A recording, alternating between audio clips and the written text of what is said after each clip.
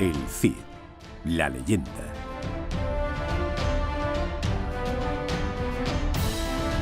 La historia del hombre que se convirtió en mito.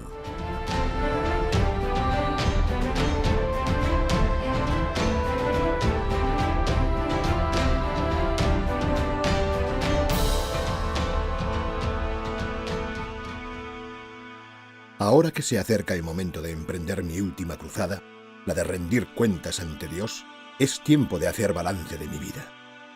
Una vida excepcional, llena de aventuras, de victorias épicas, de lealtades inquebrantables. Pero también de guerras, de muerte y de traición. Una vida que jamás soñé cuando aún era un niño en el pequeño pueblo de Vivar, y que me llevó a alcanzar las mayores cotas de poder y de gloria. Pido a Dios benevolencia en la hora de mi juicio por haber dedicado mi vida a luchar en su nombre contra el infiel.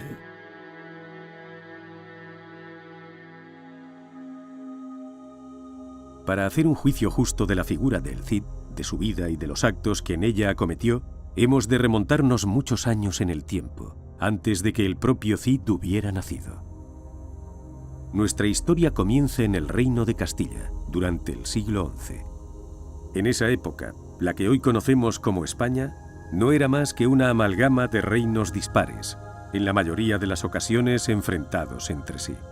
Hasta el siglo VIII de nuestra era, la península ibérica estaba ocupada por los pueblos visigodos provenientes del centro y norte de Europa. En el año 711, guerreros musulmanes provenientes del norte de África derrotaban al último rey visigodo, Rodrigo, en la batalla del río Guadalete, dando comienzo así a la invasión árabe de la península ibérica. Los espadatarios del rey Rodrigo lucharon encarnizadamente contra los guerreros sarracenos, protegiendo a su señor en la batalla que se libró en el río Guadalete en el año 711. Desde ese momento, y durante los siguientes 8 siglos, los reyes cristianos se afanarían en la difícil tarea de recuperar el territorio perdido ante los musulmanes, en un proceso que pasaría a la historia con el nombre de la Reconquista. Y es en esa época convulsa donde nace una de las mayores leyendas de la Edad Media europea, el Cid Campeador. Rodrigo nació en la península ibérica en un momento en el que había bastantes reinos o taifas musulmanas y algunos reinos cristianos, como son el de Castilla, León, Galicia, Aragón o Navarra y los condados catalanes.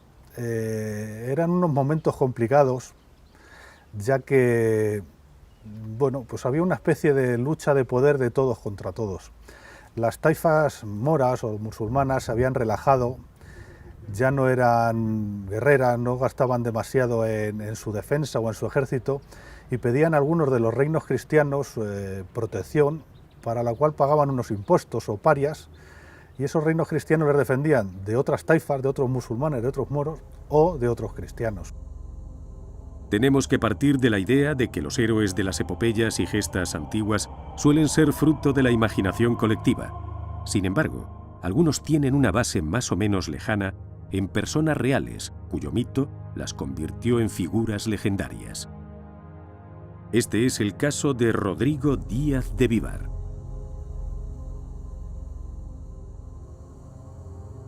Aunque su biografía cruzó durante siglos mística y realidad, hoy podemos asegurar con toda certeza su existencia, ya que los historiadores nos han ido desvelando múltiples datos contrastados de su vida. La existencia de la figura de Rodrigo ha sido constatada, entre otras cosas, por la aparición de un autógrafo suyo en un texto dedicado a la Virgen María con motivo de la inauguración de la Catedral de Valencia, datado en 1098.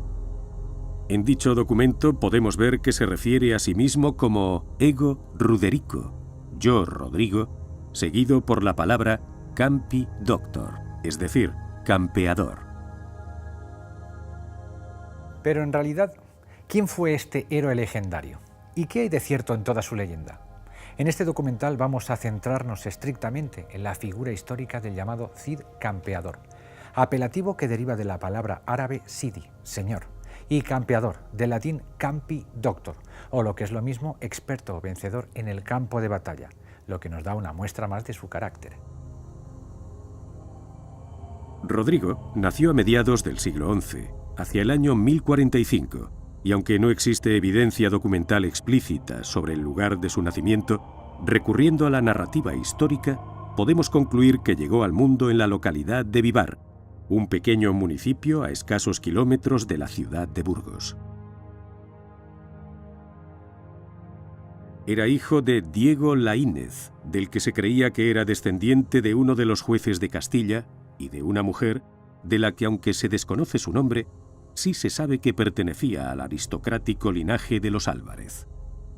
Siendo Rodrigo aún muy joven, entraría en la corte del rey Fernando I, señor de los reinos de Castilla, León y Galicia. Una vez en la corte real, pasaría a formar parte, en calidad de paje, del séquito del infante Sancho, que más tarde se convertiría en el rey Sancho II. Rodrigo trabaría una gran y profunda amistad con el que sería futuro rey de Castilla. Allí sería instruido en sus primeras letras de la mano de eruditos religiosos. De hecho, hoy está documentado que sabía leer y escribir, algo poco común en la época. También sería entrenado en el uso de las armas y formado en las técnicas de combate que debía manejar un guerrero de la época.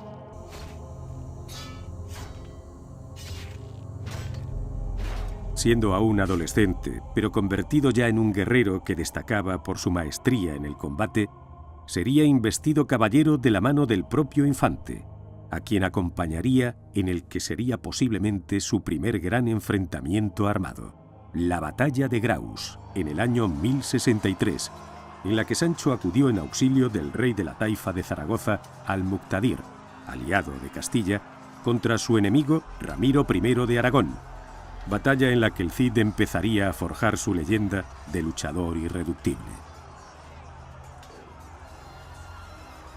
A la muerte del rey Fernando I, su reino quedó repartido entre sus tres hijos. Sancho II, el primogénito, se convertiría en rey de Castilla, Alfonso VI, segundo hijo varón, en rey de León, y García II, el menor, pasaba a convertirse en el rey de Galicia. Sin embargo, la paz entre los tres herederos de Fernando duraría poco. Pronto empezarían las tensiones entre los hermanos, disputándose la supremacía sobre los reinos heredados a la muerte de su padre, que desembocarían, cómo no, en enfrentamientos militares. Sería durante estos enfrentamientos entre los tres reyes hermanos cuando el ya convertido en rey, Sancho II, que le profesaba una fe ciega, encumbraría a Rodrigo hasta los puestos de mayor responsabilidad de su corte, siendo finalmente ascendido al cargo de escudero real. Sería en las batallas de Llantada y Golpejera en las que Rodrigo jugó un papel destacado, cuando Sancho se adueñó de los reinos de sus hermanos, León y Galicia. Sería además en estas campañas militares en las que Rodrigo Díaz se ganaría el sobrenombre de campeador, es decir, guerrero en batallas a campo abierto. Tras la victoria sobre su hermano Alfonso, que huiría exiliado a Toledo, Sancho había conseguido finalmente reunificar de nuevo bajo una única corona los reinos de su padre. Pero la paz real no iba a durar mucho, ya que a finales del año 1072, su propia hermana, la infanta doña Urraca, al frente de un grupo de nobles leoneses descontentos con el reinado de Sancho, se alzarían contra él en la ciudad de Zamora.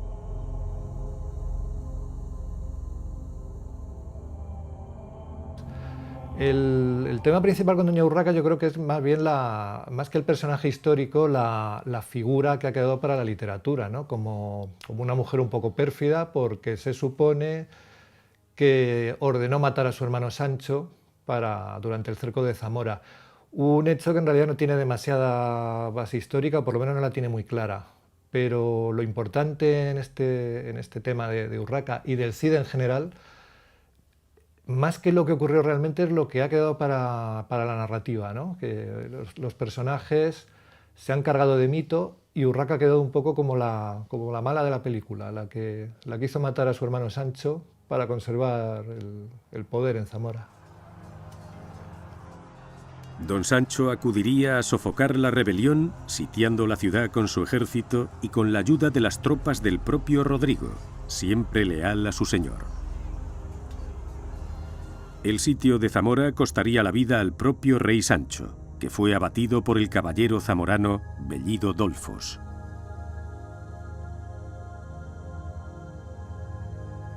Con Bellido Dolfos ocurre un poco lo mismo que con Urraca o con el propio Cid, que es un personaje más literario que otra cosa. De hecho, probablemente ni siquiera existió. No hay mucho acuerdo al respecto, pero yo creo que es un personaje literario y es un arquetipo antiquísimo, el traidor que decide el destino de la guerra más allá del campo de batalla, ¿no? de una forma pues artera.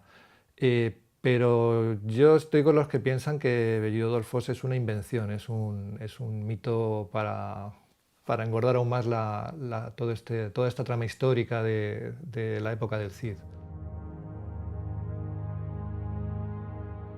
Este episodio militar es uno de los más recreados en cantares de gesta, crónicas y romances populares, por lo que es difícil aún hoy separar la información histórica de la legendaria.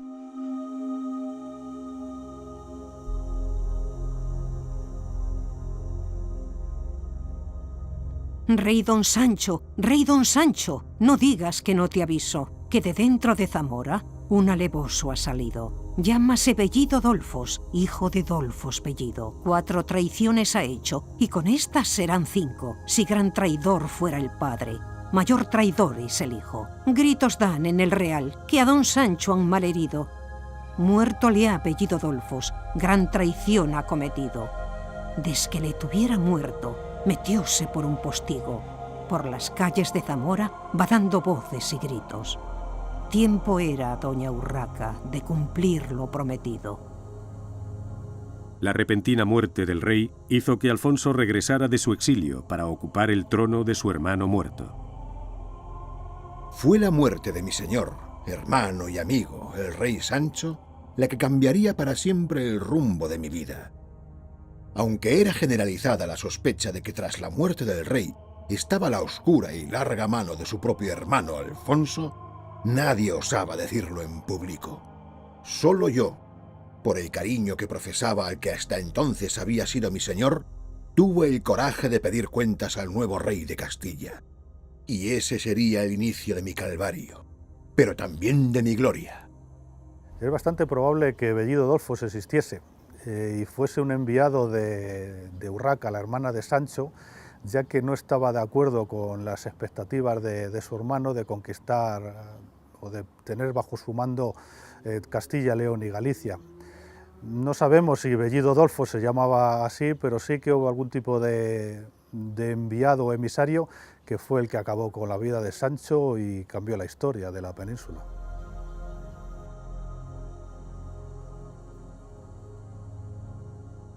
Pese a que la tradición nos habla de las malas relaciones entre Rodrigo y el nuevo rey, Alfonso VI, como se nos narra en el famoso episodio conocido como La Jura de Santa Gadea, por el que Rodrigo obligó al nuevo rey a jurar públicamente que no tuvo participación alguna en la muerte de su hermano. El hecho de obligar a jurar a un monarca podía ser interpretado como una humillación, una ofensa, pero en realidad este suceso nunca ocurrió, y es en realidad un mito creado en el siglo XIII para ensalzar la figura del Cid y su preeminencia sobre todo un rey.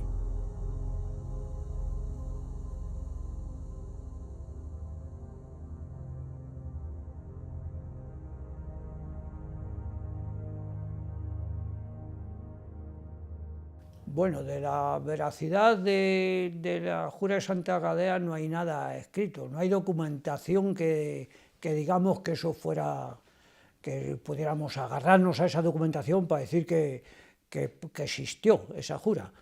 Pero lo que sí es cierto que las leyes antiguas romanas tenían eso, era tal el caos que había de muertes que el veneno y el cuchillo actuaban continuamente. Entonces, para librarse de esas matanzas, regicidios, pues se sacaron leyes. De momento quedaba el excomulgado el que incitara al regicidio, ¿no? El que aconsejara, incitara o pagara para que se le matara al rey, quedaba excomulgado de momento. Y luego tenía que jurar ante la corte o ante algo sagrado de que no había tomado parte ni directa ni indirectamente de ese regicidio.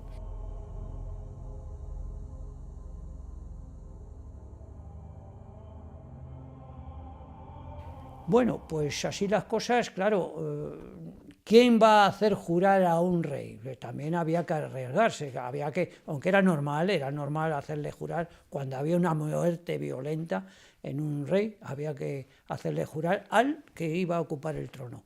En este caso era Alfonso VI, y en este caso el que había muerto era Sancho de Castilla, y los castellanos fueron allí a tomarle jura, como era costumbre. El rey Alfonso no se tenía que enfadar ni cabrear, porque era costumbre hacerle jurar en aquellos tiempos a los reyes si habían tenido parte en la muerte.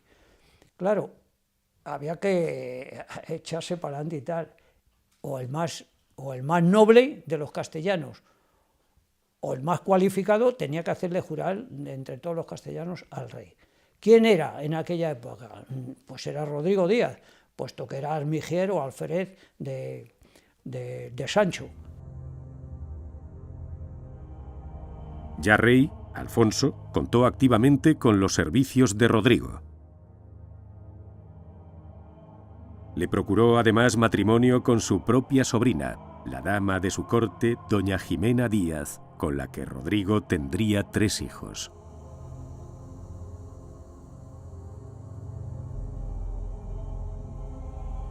Jimena Díaz, como se llamaba a causa de su matrimonio con Rodrigo, era hija de un noble asturiano y de Cristina Fernández. Probablemente se casó Rodrigo con Jimena por amor, ya que las arras son el documento que se hace con los bienes que el marido otorgaba a la mujer en el momento de su matrimonio. Las arras que le concedió a Rodrigo a Jimena eran muy superiores a las que las leyes de Castilla dictaban en aquellos momentos. Rodrigo se acogió a las de León y como mínimo cedió la mitad de sus bienes a su mujer. Le otorgó también el cargo de embajador en el reino taifa de Sevilla en el año 1079, con la misión de cobrar las rentas que le adeudaba el entonces rey árabe Al-Muqtamid. Todo esto nos demuestra que, contrariamente a la leyenda popular, las relaciones entre rey y vasallo eran por aquel entonces excelentes. Pero si esto era realmente así, ¿qué fue lo que causó la feroz enemistad que surgiría entre ambos? Pues esencialmente sus disputas tuvieron origen en razones políticas y militares. Tras 10 años de fiel vasallaje a su rey, Rodrigo decidió por iniciativa propia emprender una campaña militar sobre las tierras de Gormaz, en Soria, en manos cristianas que habían sido atacadas por musulmanes procedentes de la taifa de Toledo. Bueno, las relaciones entre cristianos y musulmanes en aquella época, pues podemos verlas a varios niveles. Tengamos en cuenta que es una época en la que la guerra es una actividad económica cotidiana. O sea, no era cuestión de si iba a haber guerra o no, sino cuándo llegaba, pero siempre la había. El saqueo de frontera y tal era constante y era parte del intercambio económico de la época.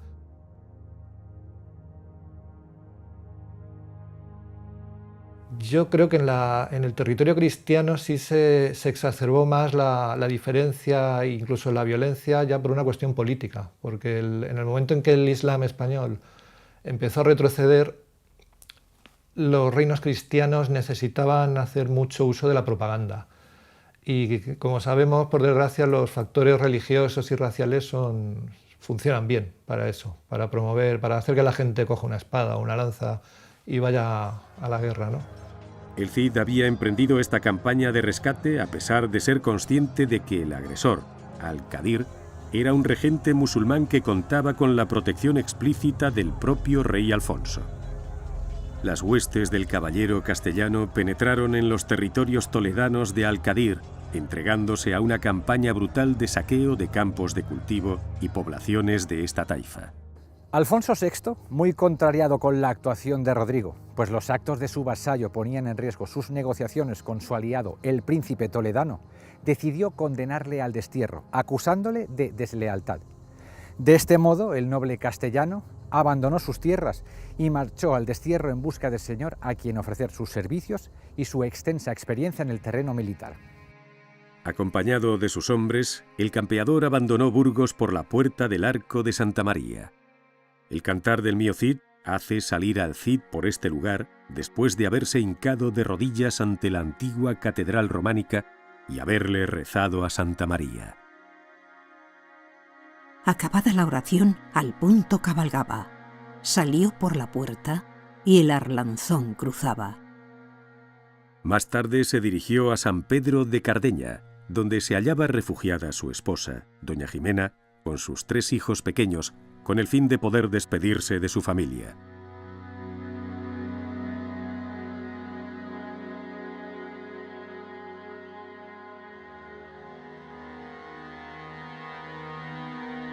El ciego sol se estrella en las duras aristas de las armas.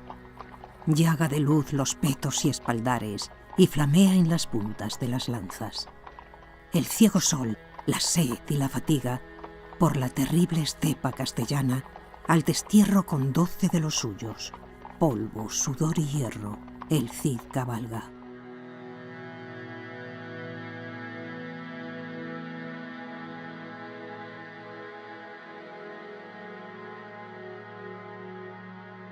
Durante los primeros meses de su destierro, el Cid atravesaría las tierras de Castilla, haciendo alto en alguna de las plazas fortificadas más importantes de la época, como Peñaranda de Duero, frontera con las tierras musulmanas.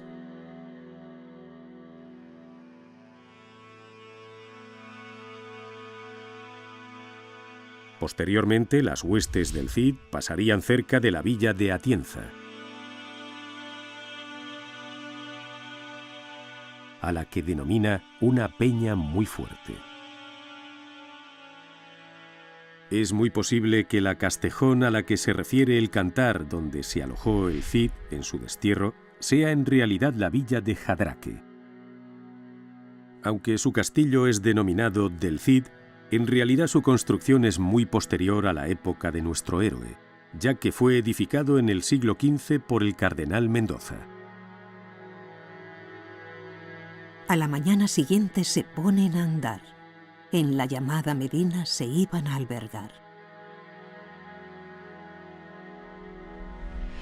Aunque el cantar cita Medinaceli como plaza castellana, en realidad fue territorio musulmán en vida de Rodrigo, ya que Medina, muy importante por su posición estratégica, no fue tomada por Alfonso VI hasta el año 1104, 5 años después de que el Cid muriera en Valencia.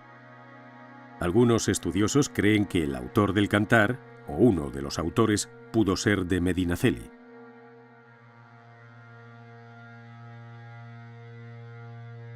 Posteriormente emprendería camino a Barcelona, donde ofrecería sus servicios al conde Berenguer Ramón II, al que la historia conocería como el fratricida, por haber asesinado a su hermano Ramón. Finalmente, sin embargo, no se llegó a un acuerdo entre ambos, debido, al parecer, a una imposición de Berenguer Ramón, que lo ponía ante la posibilidad de, eventualmente, tener que luchar contra Alfonso VI, a quien él siempre reconoció como su señor.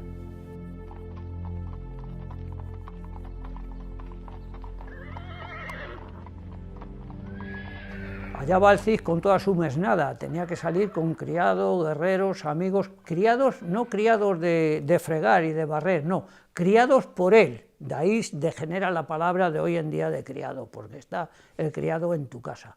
El criado por él le enseñó a manejar las espadas, él le enseñó a comportarse como un caballero. Bueno, pues así como decíamos, atraviesa toda la estepa castellana y va a Zaragoza, y allí la coge con los brazos abiertos el rey de Zaragoza, que ya le conocía y ya era amigo de él, y había luchado codo con codo en Graus, y le conocía por su destreza y su valentía y el afecto que le tenían sus hombres. En Zaragoza el Cid es feliz, ¿no? Allí manda los ejércitos, reestructura todas las defensas de Zaragoza y hace la guerra con los colindantes que le manda. Es una espada mercenaria, el Cid y sus hombres son mercenarios, ¿no? Luchan por dinero. Y aunque pudiera parecernos extraño que un caballero cristiano se pusiese al servicio de un rey musulmán, esto no era en absoluto infrecuente en aquella época, pues las cortes musulmanas se convirtieron a menudo en refugio de los nobles de los reinos cristianos del norte. Bueno, es significativo en la historia de Rodrigo, y es un hecho que ha sido siempre muy difícil de encajar con su figura como adalid, como héroe cristiano y ejemplo del caballero de la fe, ¿no? El hecho de que fue mercenario durante muchísimos años de los emires de Zaragoza y que en ese cargo se ocupó de derrotar ejércitos, sobre todo aragoneses, pero también castellanos. Y claro, ¿cómo encajas eso con la figura de un caballero cristiano? Seguramente en su época no costaba tanto, debía ser algo bastante normal. Incluso la aristocracia de los reinos cristianos admiraba el refinamiento de los musulmanes y adoptaban sus usos. Y el mejor ejemplo quizá lo tenemos en la abundancia del arte mudéjar, que además es el único estilo artístico genuinamente español, que es el reflejo de que, vale, sí, estamos derrotando a los musulmanes, pero nos gusta lo suyo, es como que es más bonito que lo nuestro. El Cid probablemente mientras estaba en Zaragoza vestiría a la usanza musulmana y quizá probablemente aprendió a hablar árabe, eso no lo sé, pero es plausible, estuvo allí un montón de años, ¿por qué no? Y probablemente sin abandonar la fe cristiana sentía cierto respeto, cierta admiración por lo que veía en Zaragoza. Me imagino, comparado una ciudad como Zaragoza, comparada con lo que habría visto él en Castilla, pues claro, debía parecer muy, muy llamativo. Rodrigo fue un caballero fiel a los emires de Zaragoza mientras le pagaron. Al fin de cuentas era un mercenario y no tuvo mayores problemas en ese sentido. Entre los años 1081 y 1087, Rodrigo Díaz de Vivar combatiría bajo bandera musulmana en múltiples campañas militares, como las emprendidas contra el rey de las taifas de Lérida, Tortosa y Denia, contra Sancho Ramírez de Aragón o contra el propio conde Berenguer Ramón II de Barcelona. Rodrigo Díaz de Vivar tenía una relación buena con Al-Mustadir, que era el rey de la taifa de Zaragoza, ya que en algunas ocasiones había salido en su ayuda o había acudido en su ayuda por orden de su rey, primero de Fernando I y después de Sancho II, con lo cual en su destierro era un lugar natural que le acogiesen en Zaragoza y le pusiesen al frente de sus ejércitos. Posteriormente a la muerte de Al-Mustadir, sus hijos heredaron el reino y el padre Al-Mustadir lo dividió en dos. A uno le cedió Zaragoza y a otro le cedió Lérida. Rodrigo se quedó en Zaragoza y se vio obligado a luchar con el hermano de Al-Mustadir, y las relaciones pues eran buenas, era su general y permaneció en Zaragoza hasta que el rey Alfonso VI decidió que quería retomar otra vez las parias que habían dejado de pagar los zaragozanos debido a que se sentían protegidos con la presencia de Cid Campeador.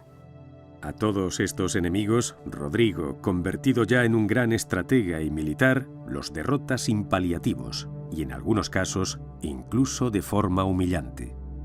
Es muy probable que tras estas exitosas campañas, Rodrigo recibiera el apelativo popular de Cid o Sidi en árabe.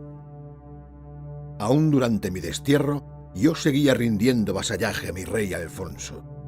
Como prueba de ello, diré que de cada una de mis conquistas enviaba tributo a Castilla.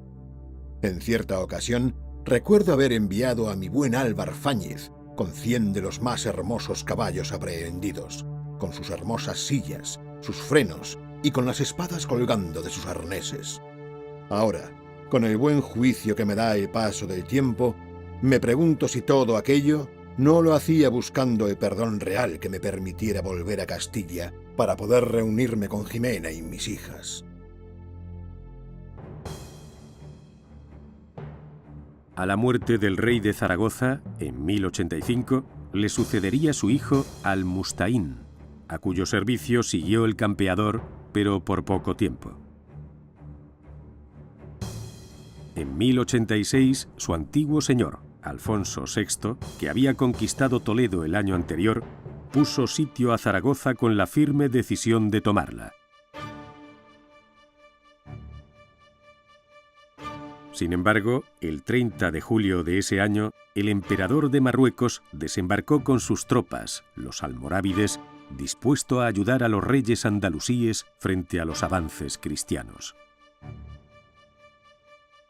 Los almorávides a veces se les confunde con una dinastía, pero no es exactamente eso. Era más bien una secta de monjes guerreros de origen norteafricano que, bueno, como tantas otras, quiso recuperar la pureza del Islam y formar un gran imperio, y lo consiguió. Hizo un imperio bastante notable en toda la zona de lo que hoy es Marruecos, Argelia, hasta Mauritania incluso.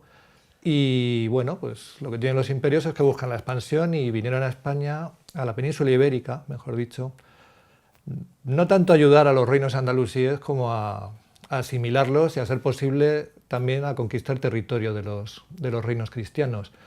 Eran combatientes muy duros, muy fanáticos, y un hueso realmente duro de roer, y coincidió con el momento histórico del Cid y permitió también darle lustre a su figura, claro, porque él se enfrentó a ellos y los derrotó, lo cual fue un suceso muy, muy llamativo en el momento, porque hasta ese instante no habían perdido realmente ninguna batalla los almorávides, y detuvo la expansión.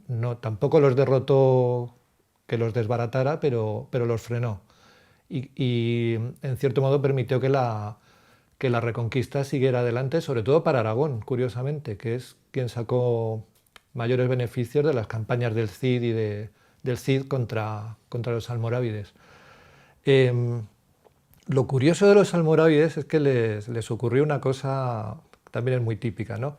Llega la primera oleada como guerreros muy fanáticos, muy, muy creyentes, se instalan en Al-Ándalus y se refinan y se vuelven blandos. Y un tiempo después llega otra oleada de otros fanáticos distintos que les derrotan a ellos a su vez, los almohades en este caso.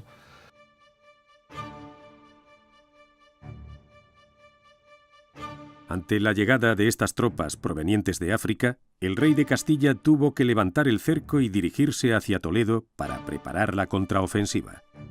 Sin embargo, esta batalla se saldaría el 23 de octubre con una gran derrota castellana conocida como la de Sagrada. Apremiado por esta derrota, Alfonso VI pediría auxilio a sus aliados para hacer frente a la creciente amenaza almorávide.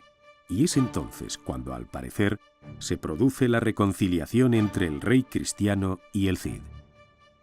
Alfonso VI pudo haber perdonado a Rodrigo por un motivo estrictamente pragmático: la necesidad que tenía de reunir a caballeros y caudillos de gran valor militar, como lo era sin duda Rodrigo, con los que enfrentarse al nuevo poder que llegaba del norte de África.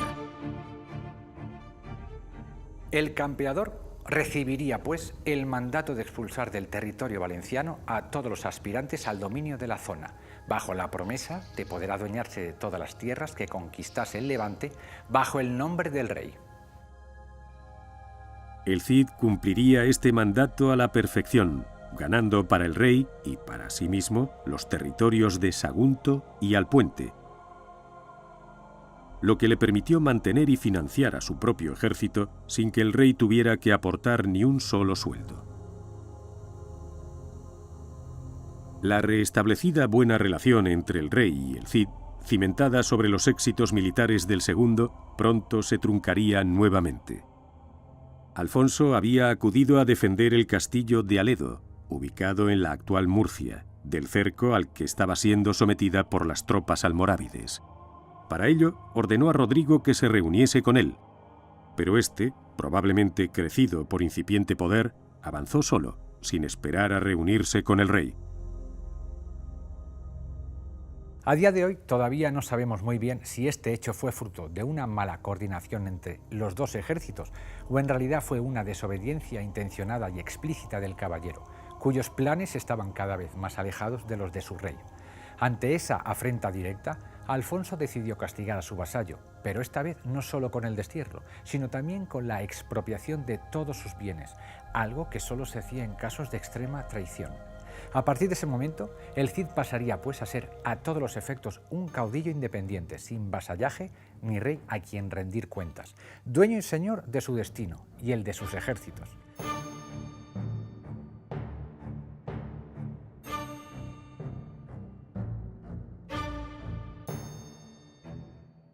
El caso de Aledo depende mucho de cómo se analice. Se ha dicho que el Cid no acudió porque no le dio la gana, porque no quiso.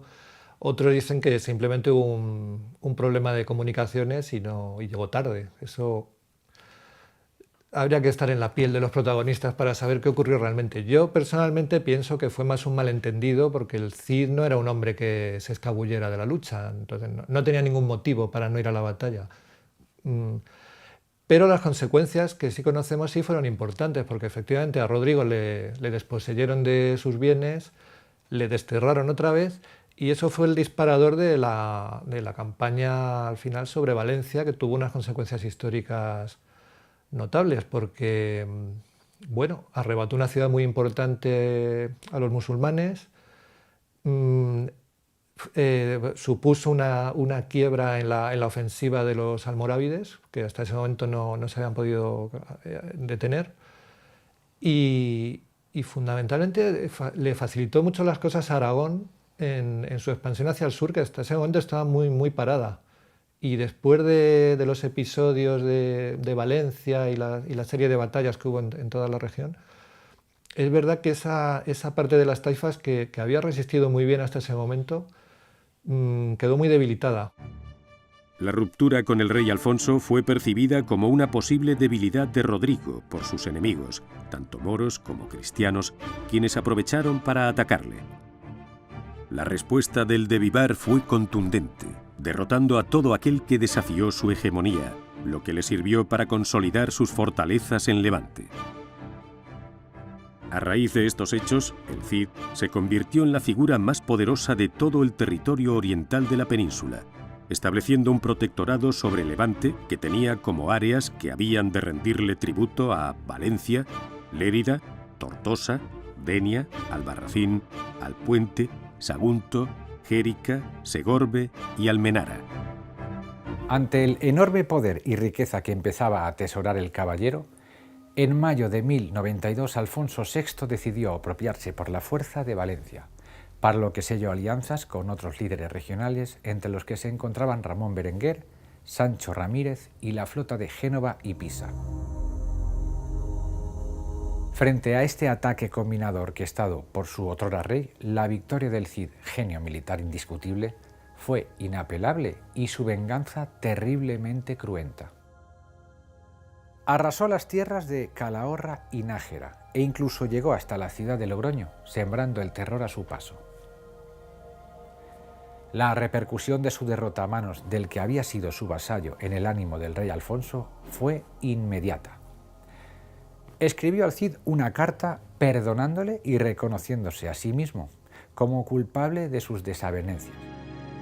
Y por fin llegó lo que tanto ansiaba, el perdón de mi rey y señor. Ante eso, yo no podía hacer otra cosa que clavar mis rodillas y mis manos en el suelo y poner a su servicio mi espada y todas las de los que conmigo estaban. Se avecinaban sin duda tiempos difíciles, y en esos momentos debíamos estar unidos de nuevo defendiendo la causa de la cristiandad. Tras la sucesión de victorias y conquistas llevadas a cabo por Rodrigo, ya ninguna fuerza cristiana se podía oponer al Cid, y solo el potente imperio almorávide, por entonces en la cima de su poderío militar, podía hacerle frente. Fue precisamente la amenaza almorávide lo que definitivamente llevó al Cid a dar un paso más en sus ambiciones en Levante. Superando la idea de crear un protectorado sobre las distintas fortalezas de la región, decidió conquistar la ciudad de Valencia para establecer su señorío hereditario no sometido a ningún rey cristiano.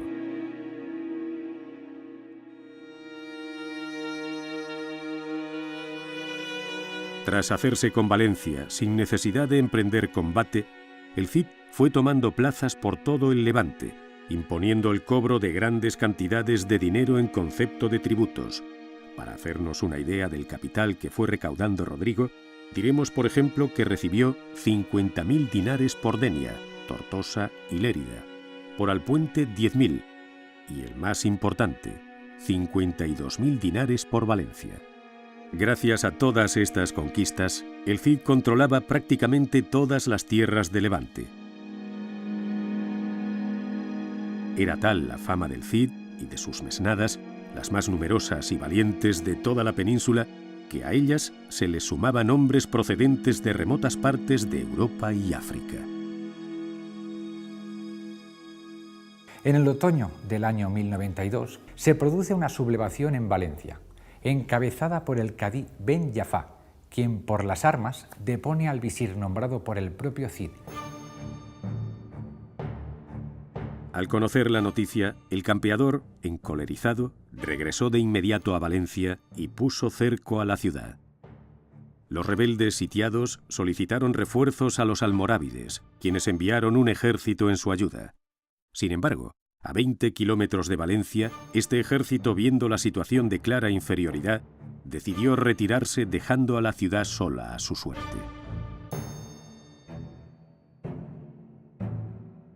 Tras esta huida, ya no recibirían los árabes valencianos auxilio externo alguno, por lo que la ciudad empezó a sufrir las consecuencias del desabastecimiento producto del sitio al que estaban siendo sometidos. Finalmente, Valencia capitularía ante Rodrigo el 15 de junio de 1094. Desde entonces, el caudillo castellano adoptaría el título de Príncipe Rodrigo el Campeador. En represalia por la sublevación, Ben Jafá fue quemado vivo por el Cid, que se vengaba así de que asesinara a su protegido, aplicando el rito derivado de una antigua costumbre islámica. Tras la toma de Valencia, volví a enviar a mi más fiel emisario, Álvar Fáñez, a Castilla, llevando con él una quinta parte del cuantioso botín que encontramos a nuestra llegada a la ciudad.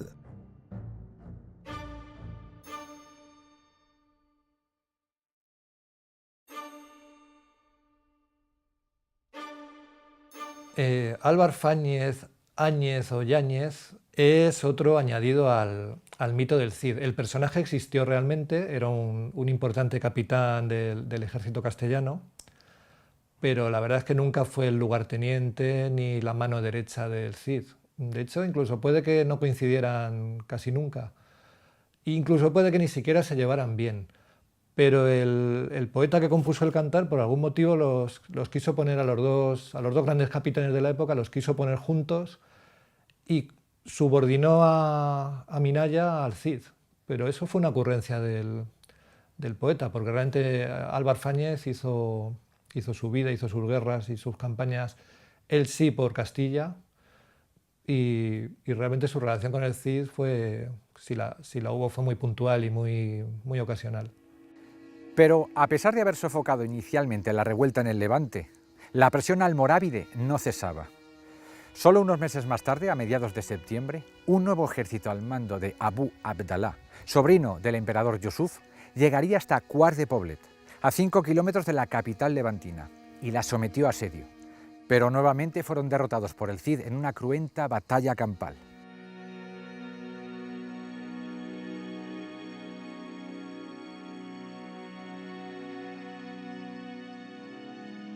Rodrigo Díaz de Vivar ganó todas las batallas a las que se enfrentó, probablemente por eso le llaman el no vencido, y esta no fue una menos.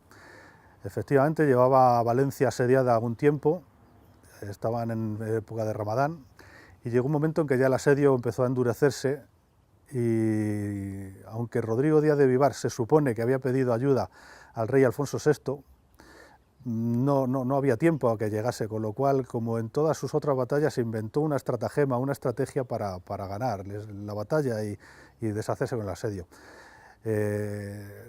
Con sus ejércitos salió por la noche por la zona sur de Valencia, que no estaba asediada, no estaba vigilada por los almorávides, y dando un amplio rodeo se situó en la parte trasera de sus ejércitos y sus campamentos. A la mañana siguiente, como había ordenado, un grupo de soldados salió de Valencia para hostigar a los moros y que estos les persiguiesen.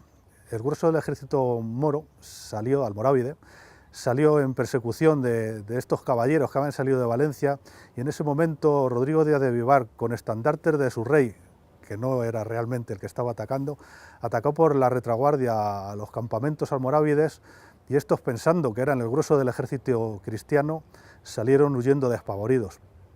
De esta manera ganó la batalla prácticamente sin bajas cristianas, aunque creo que con muchas bajas almorávides, y los echó al mar. Fue otra de sus batallas, quizá una de las más importantes y conocidas, puesto que se produjo allá en Valencia, y que se ganó con la estrategia y la planificación y no con la fuerza.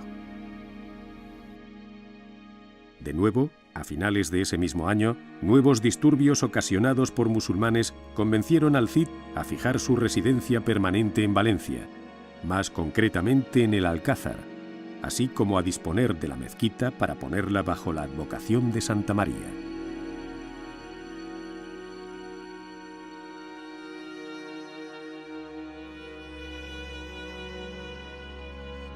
A principios de 1097 se produciría la última expedición almorávide en vida de Rodrigo, comandada por Muhammad ben Tashufin. Esta nueva incursión desembocó en la batalla de Bairén, de la que una vez más saldría victorioso el caudillo castellano, esta vez con ayuda de las huestes aragonesas del rey Pedro I, con el que Rodrigo había firmado alianza en 1094. Esta victoria le permitió proseguir con sus conquistas por todo el levante de la península. Así, a finales de 1097, el campeador ganó la plaza de Almenara y en junio de 1098 logró ocupar la poderosa plaza de Sagunto, que reforzaba notablemente su dominio en aquellas tierras. La intensa actividad guerrera de Rodrigo y las secuelas de las graves heridas padecidas años atrás en la batalla de Daroca mermaron ostensiblemente su salud, al punto de que meses después de la rendición de Valencia, su deterioro físico era patente. También había ayudado a este declive la muerte de su hijo Diego en la batalla de Consuegra, 2 años antes, muerte que le había sumido en una profunda tristeza. Dios, a quien con tanto ahínco había querido siempre servir, me quitó demasiado pronto lo que más quería. Con Diego se fueron mis ganas de vivir, la continuidad de mi obra y mi apellido.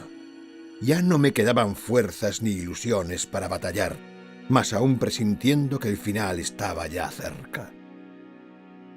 Efectivamente, fue una paradoja, ¿no? Porque el Cid, invicto en 1000 batallas y con heridas, eso sí, pero no muy graves, y el hijo, la primera vez que va a combatir, la primera batalla, muere. Muere, pues, además, defendiendo al rey Alfonso VI, con sus espadatarios. Alfonso VI logra salvar la vida con un espadazo en el muslo cosido a la silla de su caballo, o sea que también se llevó lo suyo. Pero perdieron la batalla, ¿no?, contra los almorávides. Para el Cid supuso un golpe muy duro, porque era sus esperanzas. En aquella época, tener un hijo era tu continuidad, que tu apellido sobreviviera a los atabares de la historia y la casa que fuera esa, la tuya, la de Díaz. Entonces, para él fue un golpe muy duro. Eso, unido a un montón de heridas que tenía y que pues sufrió un declive muy profundo, incluso físicamente, mentalmente y físicamente. Pero en contraste con todos los héroes de todas las poesías y de todas las cantares y de todas las trovas que había en la época en toda Europa, él muere en la cama, tranquilamente, en todas las trovas y ensalzando a los héroes, los ponen que han luchado con 300 enemigos él solo y ha muerto combatiendo. El Cid no, muere tranquilo, relajado, alrededor de los suyos. La de Sagunto sería su última conquista. Apenas un año después, hacia mayo de 1099, el Cid moría de muerte natural en Valencia cuando contaba con 55 años de edad, algo normal en una época en la que la esperanza de vida eran 50 años. Su esposa, Jimena, se convertía así en señora de Valencia. Durante unos años, la viuda de Rodrigo consiguió defender la ciudad de los musulmanes, gracias a la ayuda de su yerno Ramón Berenguer III. Pero en mayo de 1102, ante la imposibilidad de defender por más tiempo el Principado, la familia y la corte del Cid abandonaron Valencia con la ayuda del rey Alfonso VI, no sin antes aplicar la táctica de tierra quemada, desvalijando e incendiando la ciudad antes de partir. Valencia fue conquistada al día siguiente de su salida por los almorávides y permaneció en manos musulmanas hasta el año 1238, cuando sería definitivamente reconquistada por el rey Jaime I. En cuanto al cuerpo de Rodrigo, doña Jimena lo llevó consigo tras el desalojo e incendio cristiano de la capital levantina y lo enterró en el monasterio de San Pedro de Cardeña, en Burgos.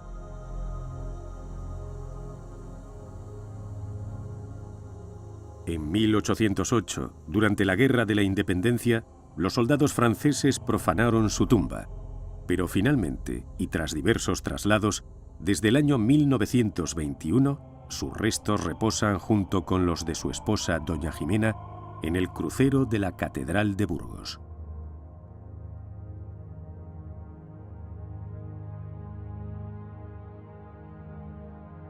Llegaba así al fin de mis aventuras, las de un simple guerrero que de infanzón pasó a ser alférez, de alférez a señor y de señor a leyenda, y que puede decir, lleno de orgullo, que a pesar de no nacer de sangre azul, sus nietos llegarían a ser reyes.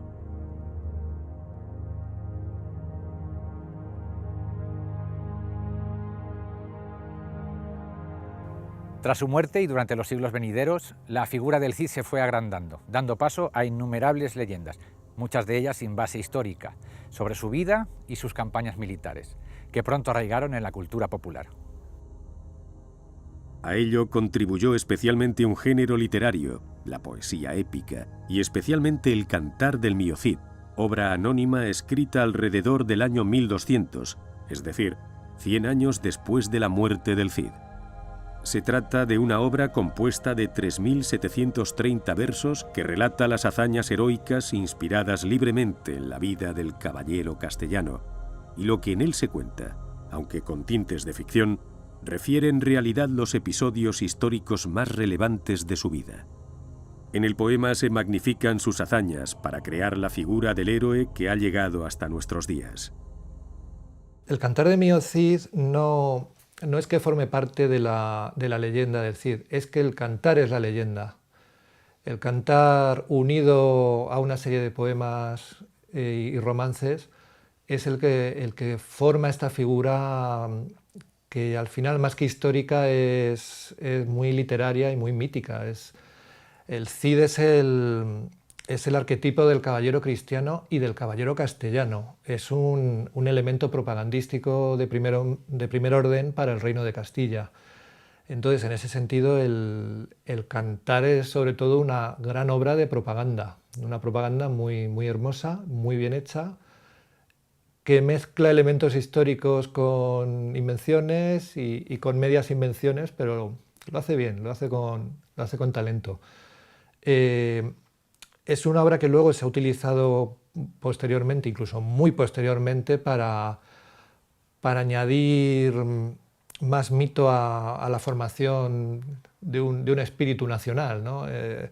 Teniendo en cuenta que el Cid es un héroe castellano, luego se convirtió en un héroe español y ha sido muy, muy utilizado en ese sentido propagandístico, pero tiene lógica, porque ya desde el principio la figura del Cid como personaje literario ha sido sobre todo un elemento de propaganda política que justifica pues, la misma existencia de un reino, su expansión, su formación. No es algo exclusivo de Castilla, por supuesto. En la historia siempre se hacen estas cosas, crear un héroe nacional que encarne los valores que supuestamente tiene esa nación. Además del Cantar de Mío Cid, los otros 3 textos de su género que han perdurado y que nos hablan de las andanzas del héroe castellano son las Mocedades de Rodrigo, con 1.700 versos, el Roncesvalles, de unos 100 versos, y una corta inscripción de un templo románico conocida como Epitafio épico del Cid.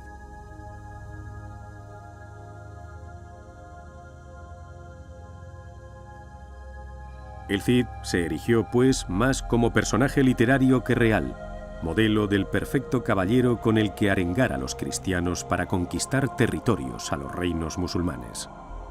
De todas las leyendas que han llegado hasta nuestros días, a la ya mencionada de la Jura de Santa Gadea, se le añaden otras como las que hace referencia a su triunfo en una batalla, después de muerto, y que nos narra cómo una mañana, mientras Rodrigo reconocía el campo de batalla sitiado por el enemigo musulmán, una flecha perdida le alcanzó, y el Cid cayó herido de muerte.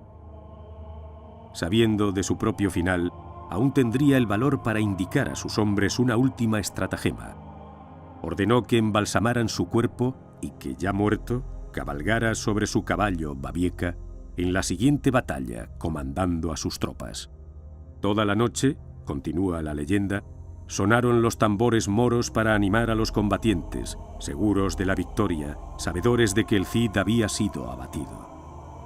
Al amanecer, se abrieron las puertas de Valencia y por ellas salieron a galope todos los caballeros cristianos que había en la ciudad, con el Cid a la cabeza. Sus hombres le habían vestido, ceñido sus armas y montado sobre su caballo. Las tropas árabes quedaron sorprendidas viendo al Cid montando en Babieca cabalgando hacia la batalla, cuando le creían muerto. Fue tan grande el miedo que cundió entre las tropas que huyeron presa del pánico, creyéndole inmortal. De esta forma, el Cid campeador había ganado su última batalla. Otro de los episodios populares sobre la figura del Cid es la de la afrenta de Corpes. En él se narra cómo los infantes de Carrión, nobles de origen castellano, pidieron al Cid la mano de sus hijas. Este, satisfecho por la alianza política que esto suponía, aceptó de buen grado. Sin embargo, al llegar a Valencia, los infantes dieron muestras de cobardía al no querer enfrentarse a los musulmanes que sitiaban la ciudad. Cobardía que quedó demostrada una vez más al asustarse de un león amaestrado propiedad del Cid. Este, prosigue la leyenda, lo cogería del cuello y lo llevaría hasta su jaula, entre las risas de sus tropas y la vergüenza de los infantes.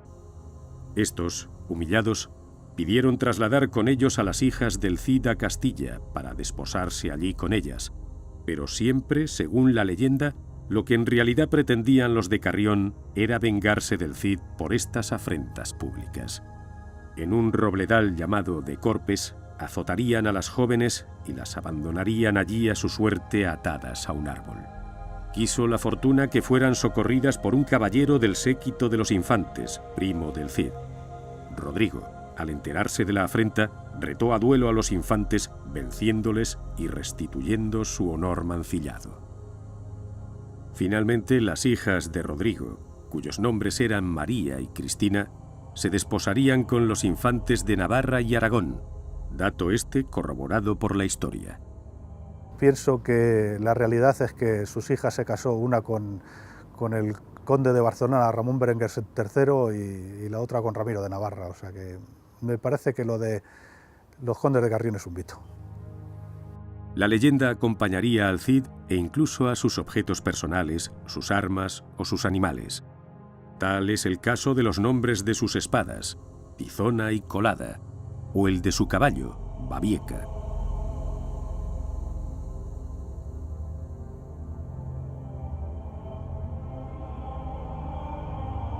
Todas estas leyendas consiguieron que la figura del Cid fuera considerada a través de los siglos como la de un auténtico superhombre, modelo de reyes y caballeros cristianos en la Edad Media.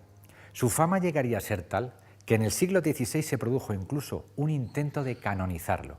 Los reyes católicos, Felipe II e incluso el franquismo, no dudaron en utilizar la figura del Cid como modelo transmisor de valores patrios y católicos. El 24 de julio de 1955, el general Franco inauguró en Burgos el monumento a Rodrigo Díaz de Vivar entre una parafernalia propia de las dictaduras. En el discurso que pronunció no dudó en afirmar que el Cid representa el espíritu de España y encarna todos los ideales patrios. La figura mítica del Cid, no la real, la figura creada por la literatura y la historiografía, puede encarnar ciertos valores de cierta España, pero obviamente no representa ni a todo el país, ni a todos los españoles, ni a todas las épocas que ha tenido este país a lo largo del tiempo, porque es un país que ha cambiado mucho con los siglos. Pero claro, todos los estados necesitan mitos y necesitan héroes para justificarse, son símbolos a fin de cuentas que intentan representar lo que se supone que es ese país. El Cid es uno de esos símbolos y se ha usado mucho, pero mucho en un sentido propagandístico.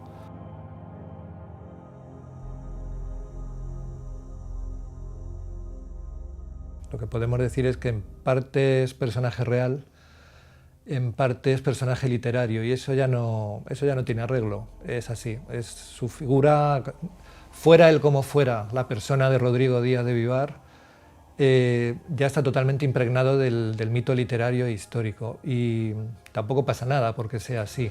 900 años después de su muerte, el campeador sigue siendo objeto de controversias. A veces es presentado como un mercenario ávido de riquezas y de gloria que aplicó con extraordinaria dureza la guerra y la venganza. Otras, como un caballero leal y honorable, fiel a su rey, a su reino y a sus ideales.